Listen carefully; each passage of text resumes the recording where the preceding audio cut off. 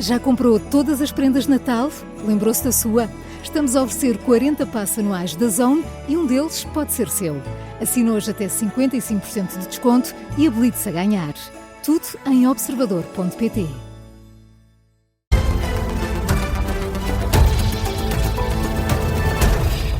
E avançamos para o Jornal das 5, Vanessa Cruz. Começamos com as presidenciais. O líder do PS acusa Henrique Gouveia e Melo de se ter arvorado como candidato do Partido Socialista. José Luís Carneiro põe os pontos nos is, depois de ontem à noite, no debate com António José Seguro, Gouveia e Melo ter dito que representava também o campo político do PS.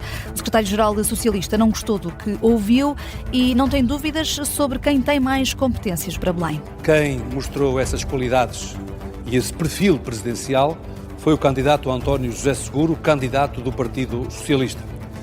Considero mesmo inadequado que um outro candidato presidencial se tenha arvorado como candidato do PS. O PS só tem um candidato, é o candidato a quem declaramos o apoio, António José Seguro. Achei que era inadequado e que era importante clarificar. Apelo, aliás, a todas as portuguesas e, em particular, aos socialistas, para que se mobilizem no candidato que é esse que representa os valores do partido do Mário Soares. José Luís Carneiro a tentar mobilizar as hostes socialistas para as presidenciais. E a criticar Henrique Gouveia e Melo, que recusa responder ao que disse José Luís Carneiro. Sim, o candidato a Belém assegura que continua a protagonizar uma candidatura independente. Eu não virei à esquerda nem virei à direita. Os senhores têm que compreender que eu quero unir o Portugal com todos os portugueses. E eu digo aquilo que eu disse quando Portugal me chamou para servir. Nunca perguntei se os portugueses a quem eu estava a servir se eram de direita ou de esquerda.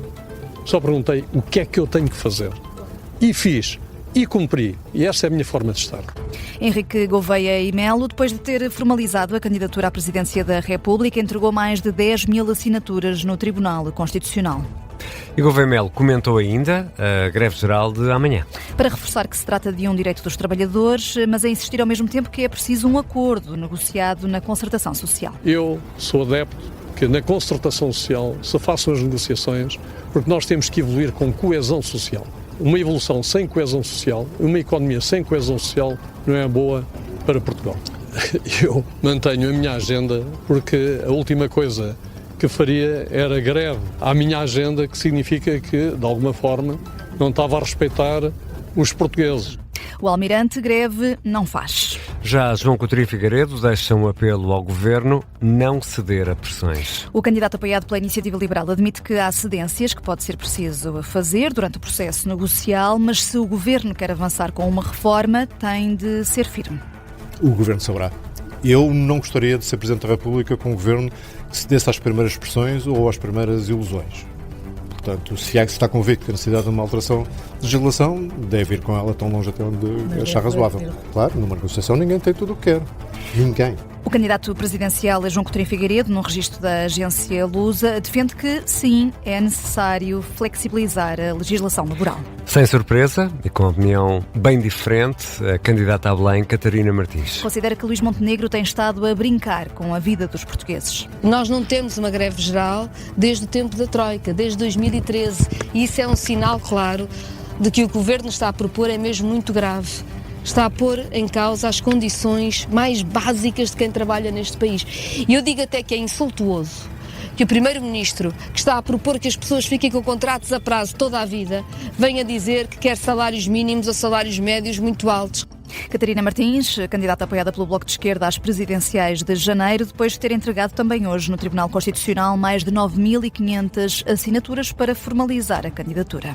Importa ainda ouvir o Primeiro-Ministro sobre a greve geral de amanhã, recusa a ideia de que o Governo está a ser intransigente e desvaloriza a sondagem que aponta para um apoio de mais de metade da população à paragem prevista em vários setores. Estás a referir-te à sondagem da Aximas para o Diário de Notícias, conclui que 61% seja a favor ou totalmente a favor desta greve geral convocada pela CGTP e pela UGT, que vão aderir vários ramos de atividade. Luís Montenegro vê um país diferente, puxa dos galões dos dados económicos e classifica a sondagem como um jogo onde não quer entrar.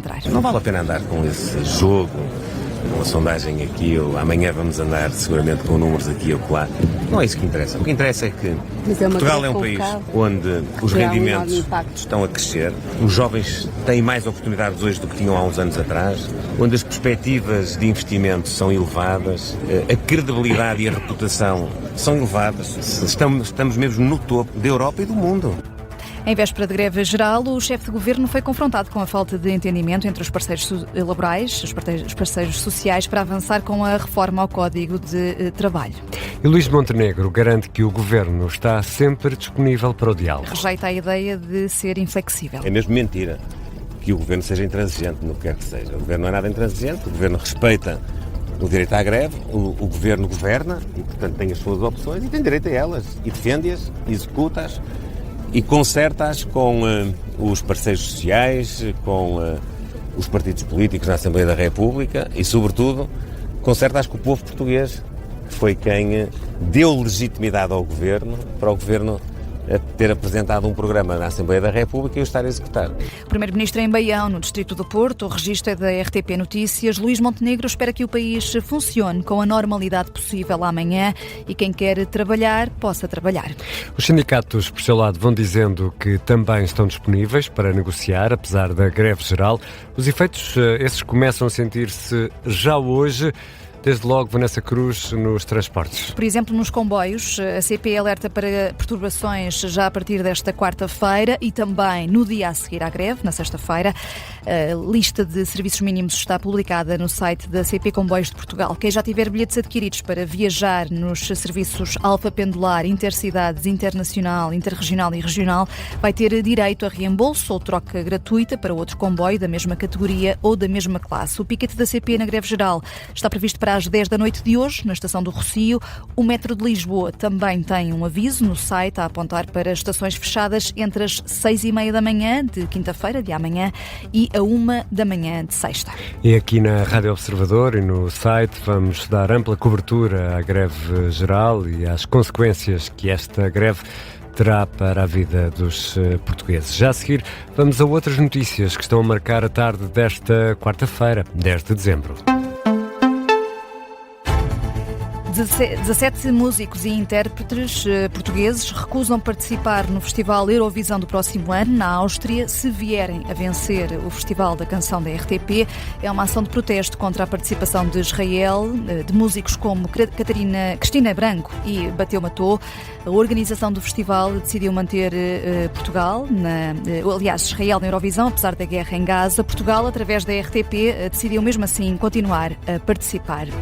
Operação Marquês, a defesa de Ricardo Salgado recorreu ao Tribunal da Relação de Lisboa para suspender o julgamento do antigo presidente do BES, algo que o coletivo de juízes, presidido por Susana Seca, já recusou no início de outubro. Agora, num recurso para a relação a que o Observador teve acesso, os advogados Francisco Proença de Carvalho e Adriano Schillaci defendem que o estado demencial de Ricardo Salgado implica uma nova perícia médica e ameaçam com uma queixa ao Tribunal Europeu dos Direitos do Homem. Os advogados dizem que a porta está escancarada para uma condenação de Portugal. A partir de hoje, a aplicação SNS 24 vai passar a fazer a triagem de sintomas respiratórios. Emite 3 possíveis recomendações, uma delas para situações urgentes. Aconselha o utente a contactar o INEM através da linha 112. O Governo assegura que os constrangimentos foram superados e a linha SNS 24 foi reforçada com mais de 350 operacionais. O SNS prepara-se para enfrentar o pico de casos de gripe nas próximas semanas. O presidente da Ucrânia anuncia que está a finalizar um plano de 20 pontos para apresentar em breve. As negociações entre os Estados Unidos e Kiev são retomadas hoje mesmo. Volodymyr Zelensky adianta na rede social X que vai estar em cima da mesa o documento de Donald Trump com o processo de reconstrução e desenvolvimento económico da Ucrânia. De manhã tinha sido notícia que o presidente norte-americano quer uma resposta de Zelensky ao acordo de paz proposto pelos Estados Unidos, uma resposta até ao Natal. Entretanto, o presidente de França, o chanceler alemão e o primeiro-ministro britânico falaram com Donald Trump ao telefone esta tarde. Foi durante cerca de 40 minutos. O objetivo é precisamente tentar avançar com o plano de paz para a Ucrânia. Logo à noite, Liga dos Campeões. O Benfica recebe o Nápoles no Estádio da Luz, às 8 da noite. Há relato em direto aqui na Rádio Observador. Amanhã, à mesma hora, à Liga Europa.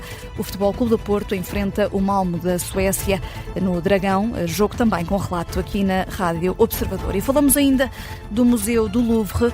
Nas audições que têm decorrido em França sobre as falhas de segurança, surgiram algumas novidades, podemos dizer que surpreendentes. Daquele assalto aparentemente e incrivelmente simples. Sim, esse assalto do dia 19 de outubro podia ter sido evitado, afinal.